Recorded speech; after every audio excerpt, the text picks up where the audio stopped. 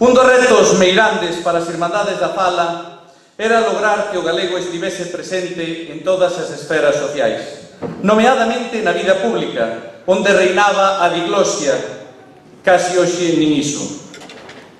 Nunha sociedade onde o audiovisual aínda non fixera apenas acto de presenza, o teatro e a música son as millores canles normalizadoras para o galego.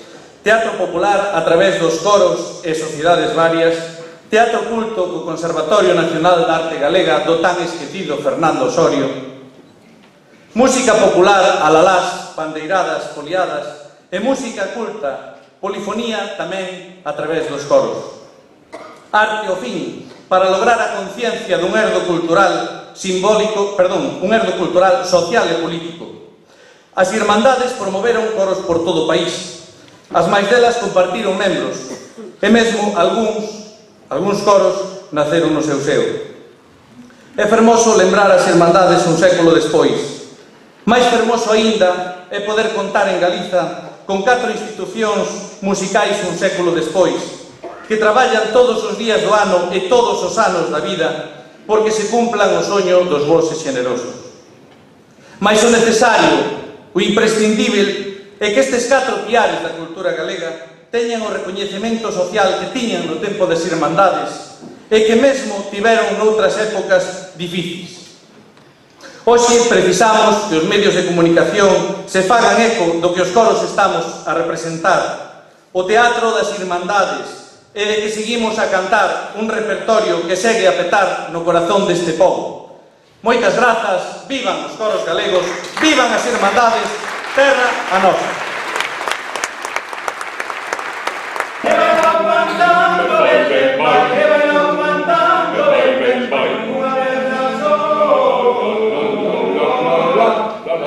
Sintes un canciño que vendrá amaro, lévelo faltando unha vela fai, e non te troques, nica vela, porque son noviña ainda estou solteira.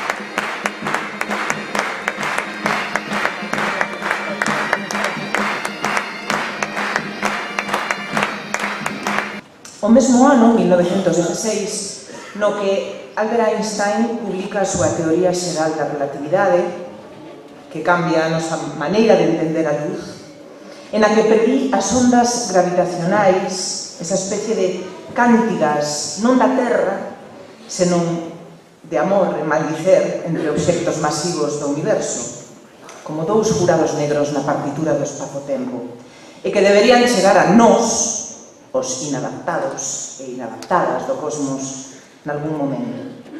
Esas ondas gravitacionais xusto confirmáronse en febreiro deste ano, casualmente 100 anos despois de que un grupo de Homo sapiens, todos con cromosomas X y, é dicir, homes, debo salientar, se reunise na Real Academia Galega da Coruña para chamarse irmáns e algo máis. Irmáns con mans para empuñaren e defenderen un ideario, un conxunto de ideas con luz propia. A bombilla acendéraselles por dentro, como os vagalumes, non precisaban luz exterior. A idea era que a defensa da rexión, que por aquel entón era aínda un híbrido entre o regionalismo do XIX e o nacionalismo político a xermolar, pasaba pola centralidade da lingua, da fala. O idioma, escribiu Manuel María, é máxicamente bello e eternamente novo. A lingua é un músculo, un órgano. E sen lingua non había organicidade, nin corpo a terra, nin ceo da boca. A fala precisaba os seus órganos a resoar e a rechamar. E iso foron revistas, ensaios, prosas, poemas, xornais, dramatizacións, música, ciencia e política. Que significa ser irmán ou irmán? Que é unha irmandade? De nena, eu espero que non sexa a única desta sala que lle pasara, eu confundía as Irmandades da Fala coa revolta dos irmandiños do século XV. Nada que ver. Pero non están tan longe. Nas Irmandades da Fala mudaron a simboloxía do gaiteiro coa gaita por unha fouce. Se cadra a mesma fouce que se empuña no poema da Rosalía, Xusticia pola man, non sei. Antón Vilar Ponte di na bandeira ergueita isto: hai unha política para nós, a política da lingua. Pobo que recobra a súa lingua, recóbrase a si mesmo. Pénsase como se fala e fálase como se pensa. As Irmandades construíron Galicia dende a súa personalidade vanguardista e pensaron o noso país sabendo que non podían facelo se renunciaban a el mesmo, se renunciaban a ela. Porque non se pode soñar un pobo sen ter arelas de liberdade, de igualdade e de fraternidade. Ao cabo, sen ter arelas de irmandade.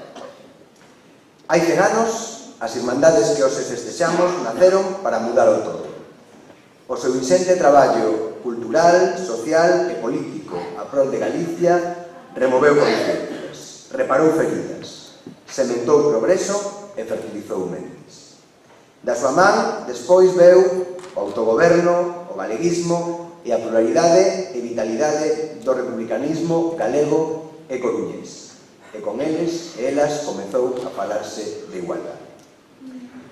Hoxe, 100 anos despois, semella máis necesario que nunca o compromiso e o ideario deste movimento que, entre outros, encabezou Vilar Ponte e que situou a Coruña no centro da vanguarda cultural galega. Se cadra, para enfrentar e resolver moitos dos problemas deste tempo, o segredo estea precisamente nesa palabra, na irmandade. Irmandade para antepoñer as necesidades do pobo por riba das propias ou das partidistas. Irmandade para rematar coa exclusión social e loitar pola equidade. Irmandade para non permitir que ninguén volva a levantar muros tras os que queden aqueles e aquelas que demandan asilo, do mesmo xeito que no pasado moitos e moitas dos nosos veciños tamén o demandaron. Irmandade, en fin, para un tempo novo. Un tempo novo que, no fondo, debe ter moitas similitudes con aquel que soñaron na Coruña hai agora 100 anos. Moitas grazas e agardo que gocedes de verdade do acto de hoxe.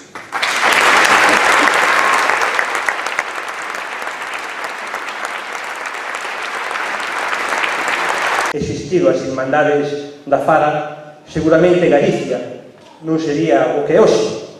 Non sería, pois, un pobo orgulloso da nosa lingua e un pobo orgulloso da nosa cultura. Por iso quero agradecer ao Concello da Coruña, tamén á Real Academia Galega, a organización deste evento, deste acto que se enmarca nunha serie de actos espallados por a xeografía do país, nos cuales se está rendindo homenaxe, unha sinceira homenaxe ao que son, ao que significaron as Irmandades da Fala.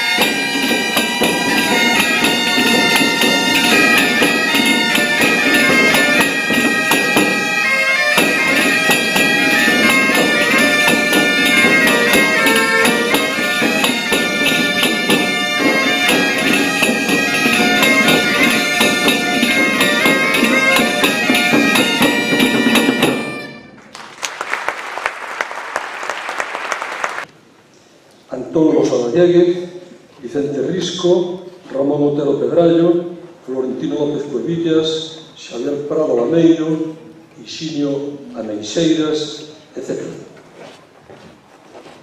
Moitos de vostedes coñecerán que Xavier Prado Lameiro, ademais de recuperar en 1917 a publicación quincenal O tío Marcos da Portela, que fundara Valentín Lamas Carvajal, tivo un protagonismo importante na fundación do Coro de Ruada. Tamén coñecerán que Vicente Risco, acaba de recordarlo aquí a moderadora, formaba parte da primeira xunta de goberno de Ruada. Ambos os dous proxectos contaban co alento das Irmandades da Fala.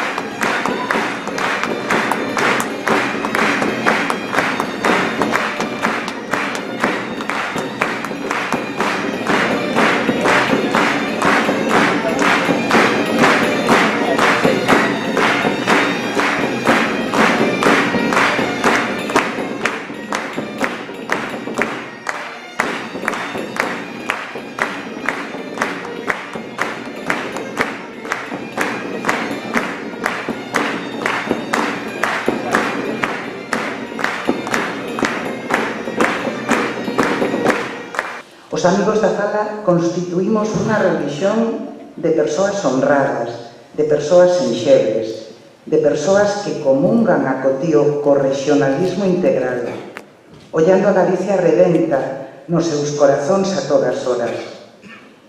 Os amigos da Fala seremos, pois, sempre os gardadores do lume sagrado da patria galega.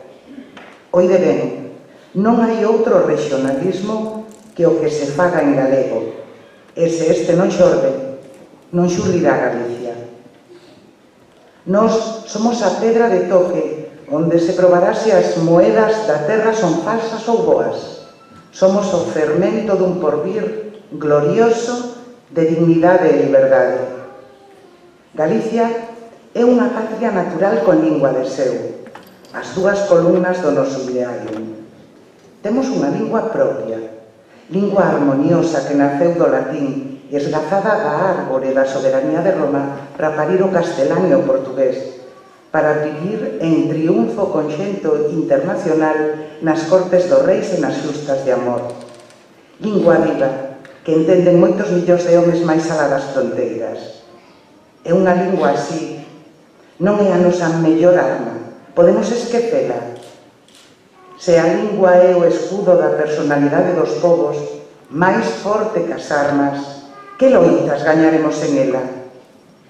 Se a lingua soamente dá a autonomía espiritual, as outras autonomías separadas valerán algo? Hai, pois, unha política para nós, a política da lingua. Se conseguimos interesar nesta política os novos intelectuais e as xeracións que veñen, voltaremos ser fortes. Pobo que recobra a súa lingua, recóbrase a si mesmo. Pénsase como se fala e fálase como se pensa. Cando morre un idioma, morre un pobo. Porque a palabra é o elemento esencial da formación da persoa. Non vos decatades xa do que queremos. A redención de Galicia está nestas dúas cousas: no fomento agarimoso da lingua e no estudo dos nosos problemas económicos, que non terán nunca, porque non poden tela, solución no actual réxime político español. Falade e escribide e pensade sempre en galego, irmáns.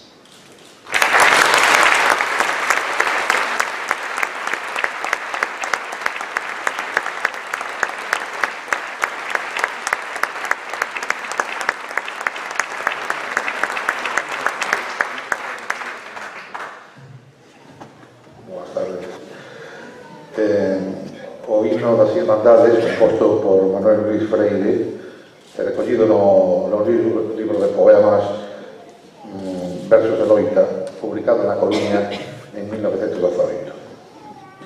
Na fala galega vive a alma da nosa terra. A redención de Galicia nos seus acentos latexa. Pobo que o seu verbo esquece é traidor a natureza. Como irmáns, todos falemos a nobre fala galega. Amigos da fala somos, e o amor de Galicia sexa, xa que de todos en hai, quen nos xunte e nos protexa.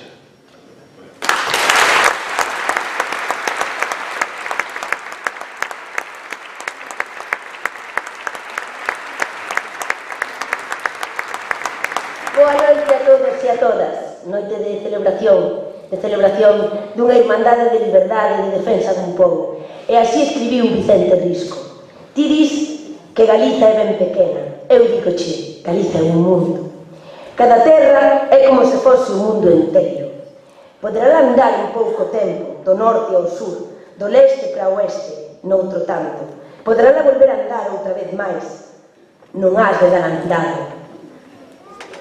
E cada vez que andes, has a topar cousas novas e outras has botar de menos. Podela estar e ser pequena en extensión, en fondura, en entidade, é tan grande como queiras. E, dende logo, moito máis grande de como ti a ves. Non din os filósofos que o home é o microcosmos, o compendio, o resumo do universo todo. Para canto máis unha terra con todos os homens que nela vive, un pobo, do grandor do teu espírito depende todo. Canto máis pequeno sexa, máis terra precisará. Se o teu pensar é fondo, a túa terra, para ti non terá cabo. Nela estará o mundo todo, con todos os seus climas. Se o teu pensamento se detén na codía das cousas, non digas tampouco Galiza ben pequena. Es ti, quen deixa máis poderás concibir nada tan grande.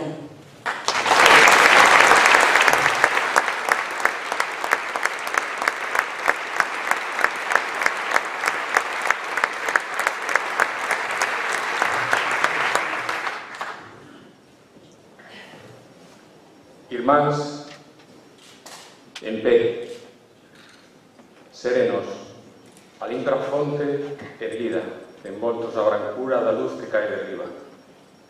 O corazón aberto a toda a derba amiga. En unha man a fouce e noutra man a oliva. Arredor da bandeira azul e branca, arredor da bandeira de Galicia, cantemos o dereito á libre nova vida. Validos de traidores, a noite da Foseira a patria esclavizaron uns reis de Castela. Como estas polo tempo se afrousan as cadeas. Irmáns asoldallados de xentes estranxeiras, ergamos a bandeira azul e branca e o pé de enseñar de nación galega, cantemos o dereito a libertar a terra. Irmáns no amor a súa idea de legendaria historia, en pé dispostos a non morrer sen loita. O día do Medullo, con sangue quente e roxa, mercamos o dereito a libre e honrada chouza. Xa está o vento a bandeira azul e branca, a oliva nunha man, a fouce nunca, e berremos alto e forte.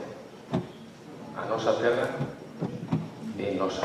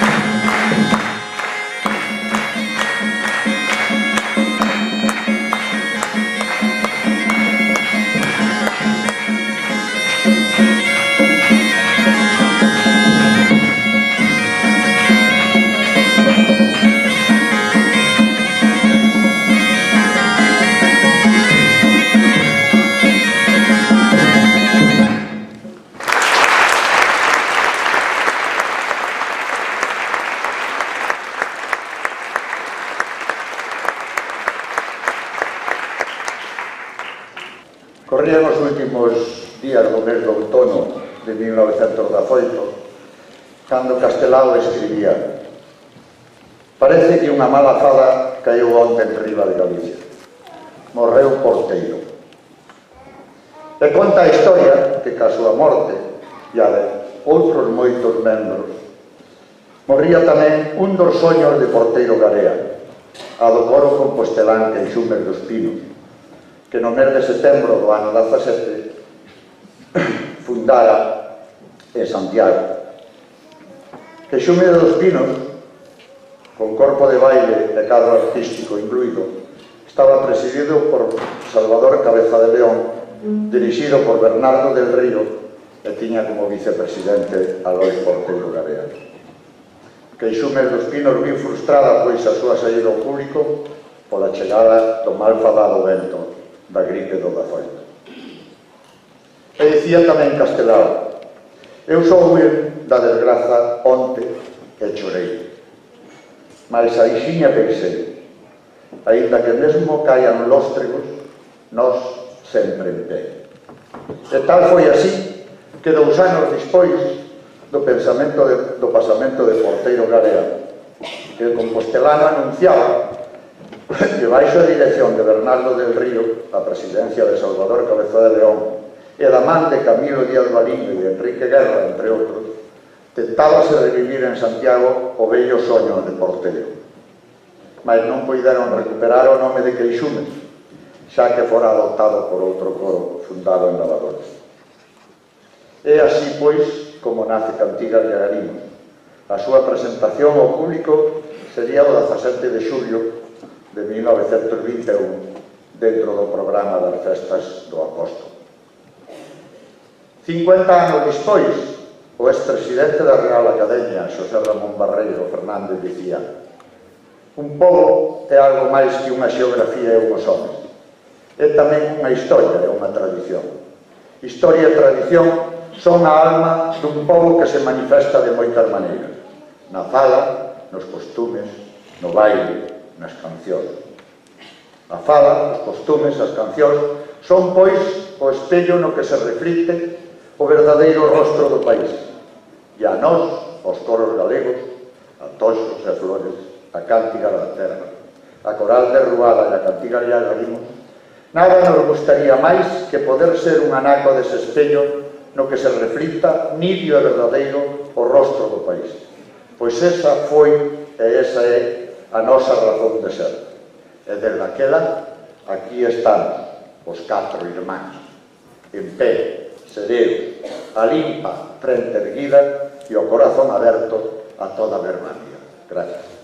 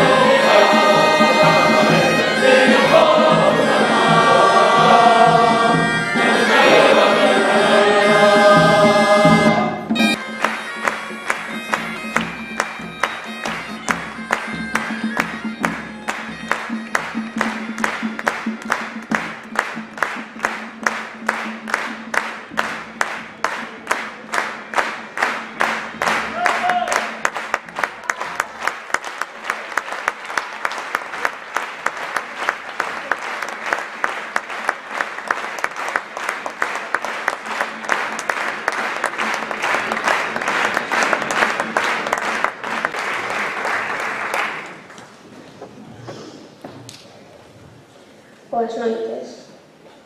De Fermín Bouza Brei, Triadas no mar e na noite. Meu navío leva o vento, no mastro eterno da noite, o treu do meu pensamento. Leda vai a nao, na proa unha flor, a rosa albariña do meu corazón. Amiguiña, clara estrela, dame a guillada dun bico para apurrar a gamela. Por navegar o desvío, barrei a miña chalana no teu corazón baixío. Leda vai a nao, na proa unha flor, a rosa albariña do meu corazón. Os agros van de ruada, vin de ruar polas ondas, levaré esa erva mollada. O faro de Corrubedo, co seu ollo largasío, ai amor, púsome medo. Leda vai a nao, na proa unha flor, a rosa albariña do meu corazón. Deitouse o mar, foise o vento, no mastro da noite albean os liños do pensamento. Leda vai a nao, a bordo un amor, e granada rosa do meu corazón. Gracias.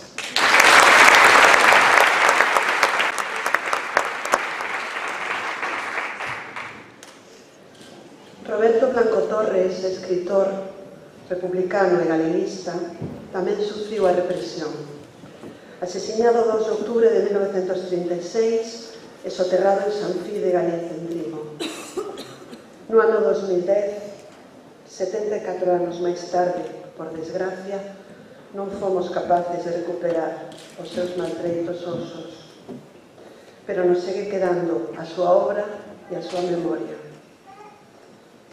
Postulación da ética de Orballo de Medianoite. Cultivo xerme vivo, flor e froito na alma, xardín sublime, con triple amor cuidado, consciencia, dignidade, arela de perfección.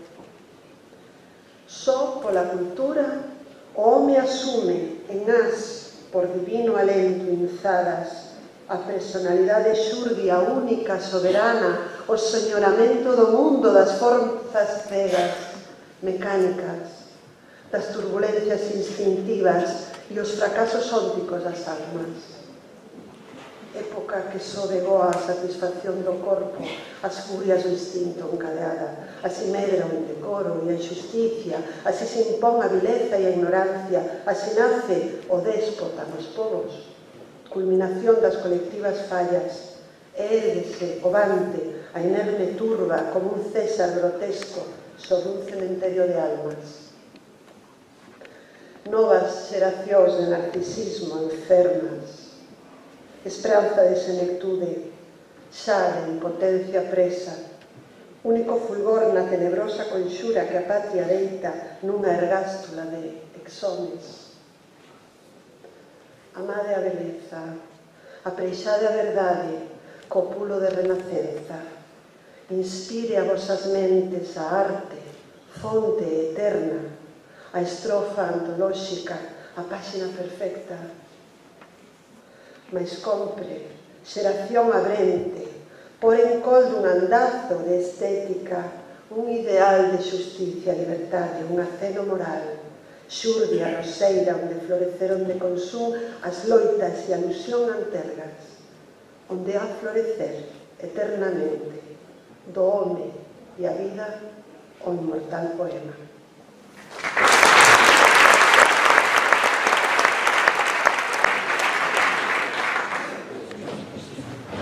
Boas noites. Non estamos a falar dunha reliquia do pasado, senón dunha maravillosa constelación de estrelas que debe reactivar o presente e alumear o futuro. As Irmandades foron unha obra de unión da inteligencia e da paixón. Simplemente un dato para sublinhar a condición da adiantada da Irmandade da Fala da Coruña. Había tantas mulleres como homes, pois incorporaránse os centos de mulleres integrantes da Agrupación Republicana de Mulleres, sufraxistas e loitadoras pola igualdade. Moitos membros das Irmandades da Fala e dos coros foron inmolados. Son mártires coruñeses polo feito de levar na fronte unha estrela e no bico un cantar. Vou ler un poema na súa honra, no que falan eles. Un poema dun fillo das Irmandades da Fala, pois pai e nai eran. O escritor coruñés Xoán Casal, nacido en 1935 e falecido en 1960. O poema que vou ler estaba agochado, escondido, con outros escritos, nunha caixa de zapatos custodiada durante anos por outro fillo da estirpe das Irmandades da Fala, coruñés, Raimundo Patiño. Esa herdanza está hoxe na Academia Galega. Este é o poema. O campo da data. Cecais voltaremos un día. Cecais resucitaremos. Cecais nos libraremos desta realidade. Por agora, somentes as sombras da morte, o deserto, o vento salaiante, o cabalo preto na luz como un agoiro. Agora somentes o arrepío nuo da morte, vougo, sollos, sempre sollos, rondando os vivos, como mortos vagantes, como espíritus medoñentos. Esbarramos ao redor das fiestras acesas, onde durmen. Facemos por espertalos, berramos, petamos nos seus vidros con bateradas de anguria, mas durmen, apousan, non escoitan. E voltaremos á cova por ver de dormir, e seguiremos chorando eternamente. Cecais esta realidade se troque un día en soños, e hacha amor e dulzura nas nosas vidas, desapareza o vougo, veña a tenrura, por agora somentes hai escuridade. Unha escuridade mesta cubriu os nosos ollos. Estaban limpos e cheos de lumiosidade cando a morte inflexible e inagardada chegou. Pódese dicir que amanecía, pódese falar daqueles campos verdecidos, abrocharon as follas nos allos dos camiños, o camiñar dos pés sobre da lama semellaba un brando esbarrar pola lúa na mañán. A lúa enchía todo de esperanza, e unha escuridade mesta cubriu as nosas frontes como a sono. A morte ciscou as ilusións e o sangue. A esperanza caíu no abrente baixo os fusiles iados. Eu sentín como a terra e o sangue mesturábanse na miña boca. Os soños voaron naquele abrente como fume condensado e preto dos disparos, como eco espido das detonacións, como berro incontido das nosas almas. Viva Galiza Ceide! Cousa de menos, era un xogo, morrer así berrando na mañán de inverno, perto do mar nevado, baixo do brente, sobre da erva chea de vizosidade. Perder a vida por soños, por un soño, increíblemente, quen podía coidar na morte naquele intre? Perder a vida por meras ilusións que voaron co fume dos disparos, que se perderon cos berros infantiles daqueles homes mortos no chan. Ficaron boca abaixo, cas mans esticadas, na mañá acesa e inzada de recendores o olor do mar, da terra mollada da erva e do fume lonxano do trozo queimado. Ficaron esquecidos, baldeiros, xa para aprodecer, a se desfacer na terra grau a grau, a se perder para sempre. Esta é a realidade. Alguén recolleu o soño dun neno, alguén recolleu a verba, o berro, o llave impalpable do que se aferra cheo de vida a vida, camiño das tebras, ou perdeuse para sempre. Desfixeronse no vougo como eco arrepiados os berros e desapareceron no rei Sanse Remedio, ou aínda lentan e teñen esperanza de abrochar da terra como homes. Alguén recolleu o soño dun neno. Deixame vagar nesta mañán cabo da costa, ouvir as gaivotas que virán sobre da terra aberta. Deixame vagar perdido no recendor da terra fecundada e perderme en soños e esperanzas. Deixame non renunciar aos valeiros soños desesperados e seguir agardando. A Coruña, 1956.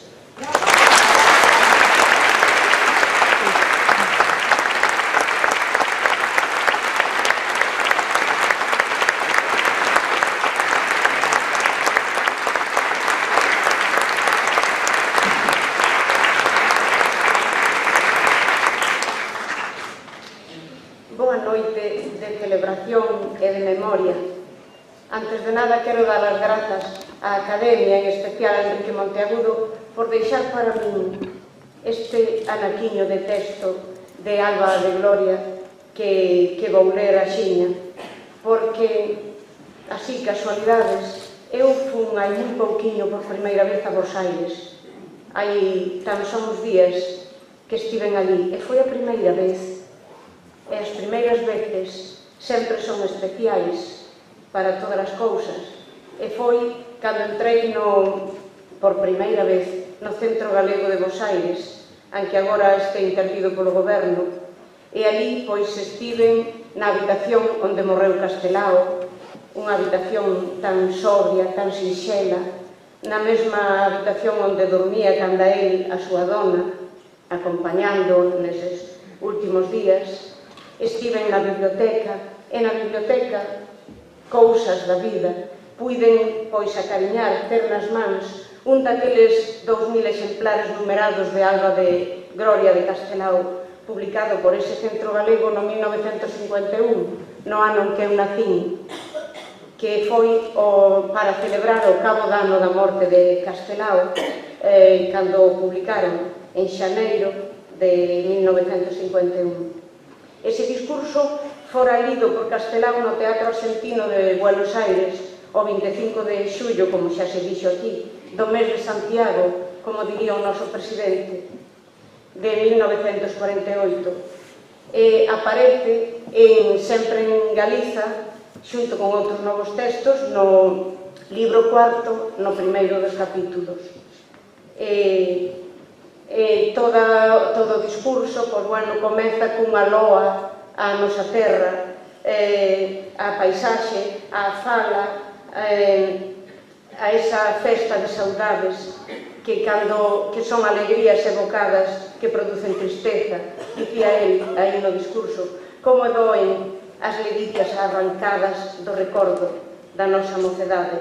E sigue cun cortexo fúnebre o xeito de Santa Compaña, polo que desfilan as máis nobres dignidades que forman parte da nosa historia. Comeza por Cristiliano, que leva coa cabeza cortada e leva na man a súa propia cabeira, e continúa con Teodosio, emperador de Roma, e remata ao final de todo esa comitiva, remata con Otero Pedrallo e con ese humor macabro de Castelao. Di, aínda non ben descarnado, daquela, claro.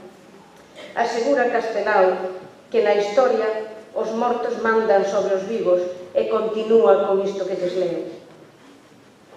Eu gosto de poñer a debate a nosa historia porque, se ben é certo que se pode compor unha grande historia de Galiza con só recoller as crónicas dos seus grandes homes, tamén é certo que ningún deles, nin todos eles xuntos, foron capaces de erguer a intransferible autonomía moral de Galiza á categoría de feito indiscutível e garantido. Cando a Santa Compaña de inmortais galegos que acaba de pasar por diante da nosa imaginación se perde na espesura dunha floresta lonxana, con esa mesma imaginación veremos xurdir do humus da nai terra, da terra da nosa terra, saturada de cinzas humanas, unha infinita moitedume de luciñas e vagalumes que son os seres innominados que ninguén recorda xa, e que todos xuntos compoñen o substrato insubornable da patria galega. Esas ánimas sen nome son as que crearon o idioma en que vos estou falando, a nosa cultura, as nosas artes, os nosos usos e costumes e, en fin, o feito diferencial de Galiza. Elas son as que, en longas centurias de traballo, humanizaron o noso territorio patrio, infundíndolles a todas as cousas que na paisaxe se nos mostran o seu propio espírito, co que pode dialogar o noso corazón antigo e panteísta. Elas son as que gardan e custodian no seo da terra nai os legados múltiples da nosa tradición, os xermes incorruptibles da nosa futura historia e as fontes enxebres do noso xenio nacional. Esa moitedume de luciñas representa o pobo, que nunca nos traizoou, a enerxía colectiva que nunca perece, e, en fin, a esperanza celta que nunca se cansa. Esa encinda moitedume de luciñas e vagalumes representa o que fomos, o que somos e o que seremos sempre, sempre, sempre.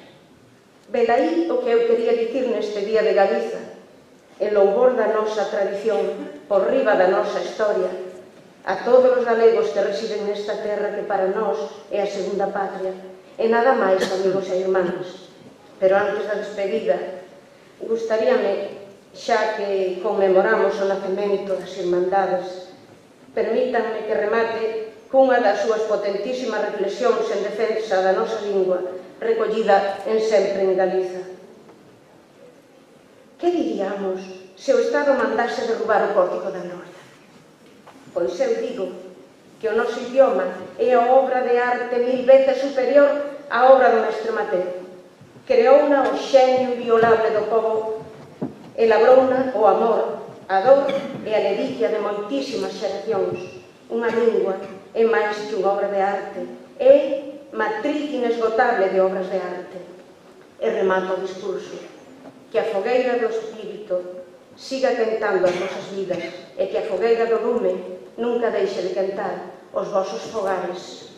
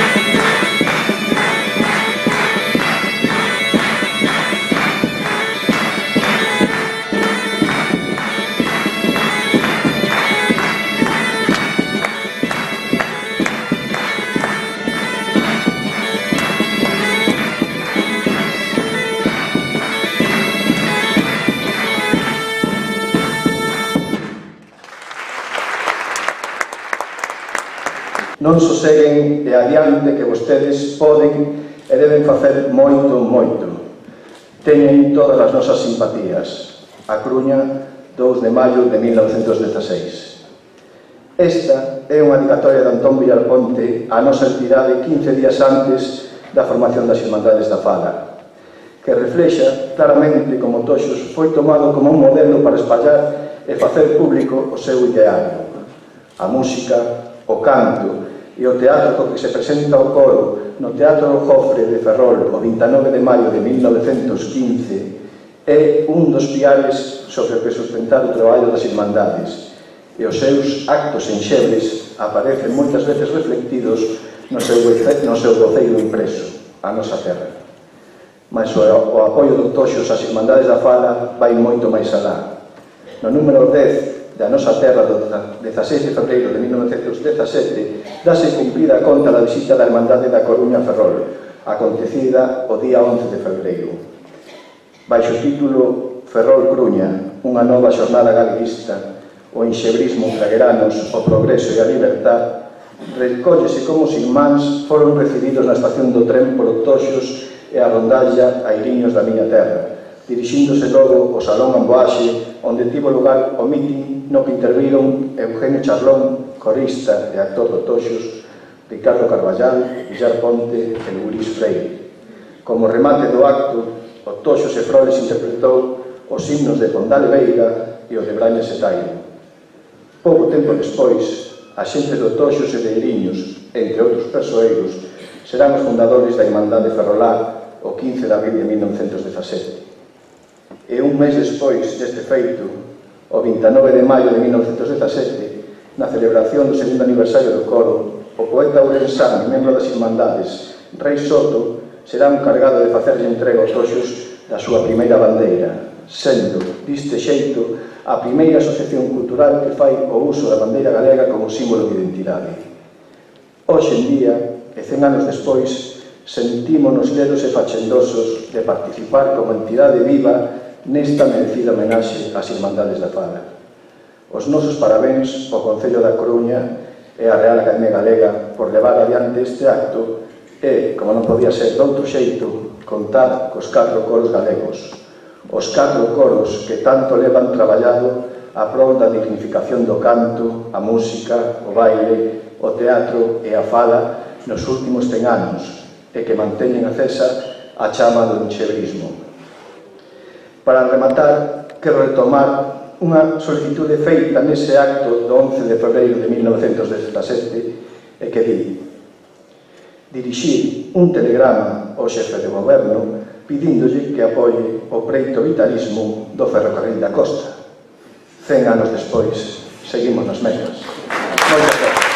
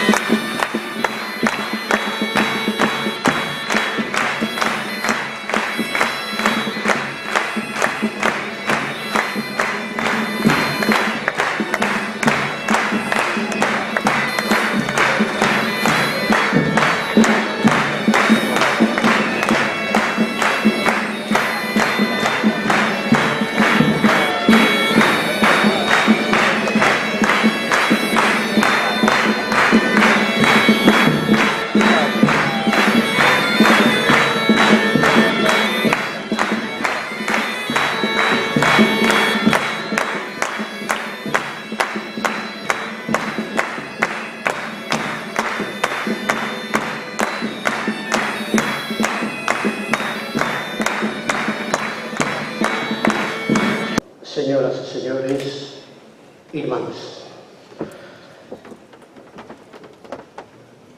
parece que era obrigado que se fixeran unhas cantas cavilacións, aínda que breves, sobre o significado das Irmandades da Fala.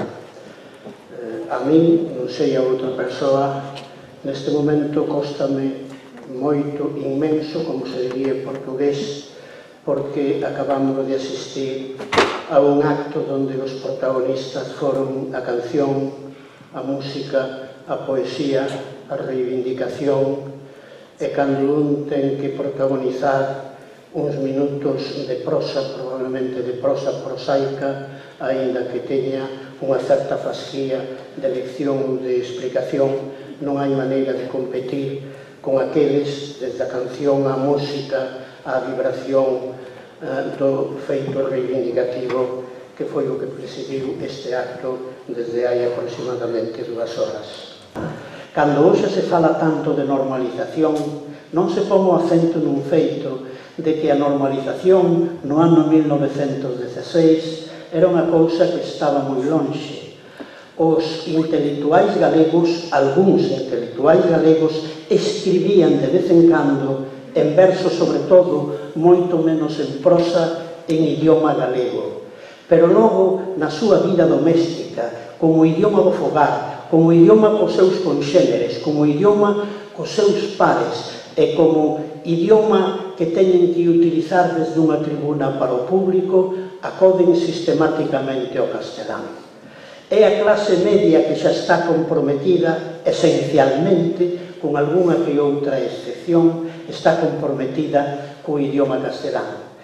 E o que, no fondo, se propón Antón Villarponte e con el os primeiros fundadores das Irmandades da Fala é que aparezan, son palabras tamén del e tamén no artigo xa citado e tamén lido neste acto da Coruña, o que verdadeiramente se propoñen é que un grupo, a ser posible, numeroso de persoas cultas, de persoas que poidan servir un pouco de faro da outra xente, que ese grupo de persoas sexa o faro para que as xentes da clase media, ao final, volvan ao idioma que aínda non esqueceron, porque é un idioma que quizáis falaron na infancia, é un idioma que aínda falan os parentes na aldea, é un idioma que oen as clases subalternas nas súas casas máis ou menos urbanas,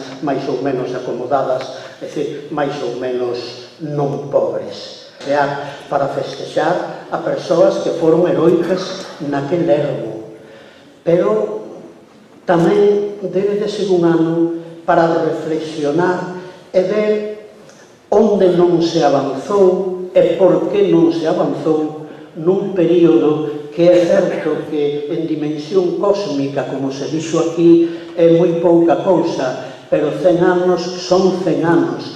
Non sei se podemos agardar outros 100 anos. Por lo tanto, non lle deixemos traballo a aqueles que van estar aquí dentro de 100 anos. Hai, repito, que estudar, hai que celebrar, hai que homenaxear, pero sobre todo hai que poñer o acento no que foron as pequenas conquistas das Irmandades da Fala do 16 e o que foron os non éxitos, por non chamar fracasos, o que eles protagonizaron durante décadas, ata 1931, cando as Irmandades se converten no partido galeguista. Do que se trata, señoras e señores, é de facer ver a certos grupos da clase media, e non só un, de facer ver pedagóxicamente que non abonda con usar o galego litúrxicamente, onte en 100 tribunas. Terá que ser o idioma normal do fogar, o idioma normal cos conxéneres, o idioma da respiración vital. A tarefa por forza ten que ser de toda a sociedade, de toda a sociedade. Ninguén está excluído. Uns achegarán máis, outros achegarán menos, pero na sociedade o protagonismo teñen que telo os dirixentes políticos, se estes previamente están de acordo co que podemos chamar un pacto galego sobre o idioma. Como non estamos en España, en que se fala, por exemplo, sobre o problema do desemprego ou sobre o problema da sanidade, e falase dun pacto de Estado entre todas as forzas políticas, e algúns ten habido en España desde o 77 a hoxe. En Galicia teríamos que falar dun pacto galego sobre o idioma. E a partir de aí empezar a traballar. Se non se fai un pacto galego sobre o idioma, eu creo que todo o que se faga, por moi interesante que sexa desde o punto de vista historiográfico e erudito sobre as Irmandades da Fala de hai 100 anos, serán cousas menores, serán xogos florais e serán foguetes para a galería. Moitas grazas.